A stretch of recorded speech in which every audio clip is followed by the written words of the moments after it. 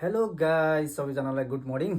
टक्क आज चाहिँ बिहानै उठ्यो, दौडिन गयो, अनि त्यसपछि आज टक्क हेल्दी ब्रेकफास्ट खाम भनेर रेडी पार्यौँ होइन। कति दाल भात मात्रै खानु, पुरै ग्यास्ट्रिक होला जस्तो भयो। त्यही भएर कहिलेकाहीँ यस्तो हेल्दी खाम भनेर आज चाहिँ दौडेर आएर टक्क लाएर स्विट पट्याटो, अनि त्यसपछि यो चाहिँ बन्दा, अनि त्यसपछि तिलको माथिबाट हालेको स्यालेड भयो, अनि त्यसपछि यो चाहिँ बोइल्ड चिकन, केही नहालिकन सादा बोइल तरिकाले गरेको बोइल चिकन, अनि यो चाहिँ आलु मटरको तरकारी, अनि यतापट्टि चाहिँ गाजर, काँक्रो, केरा, अनि यो चाहिँ ग्रिन टी। ल, दौडेर आएर टक्क यसरी हेल्दी खाम भनेर रेडी पारेको अवस्था गाइज। ल, तपाईँहरू नै यसरी हेल्दी बनाएर हेल्दी चिजहरू खानु, फिट हुनु।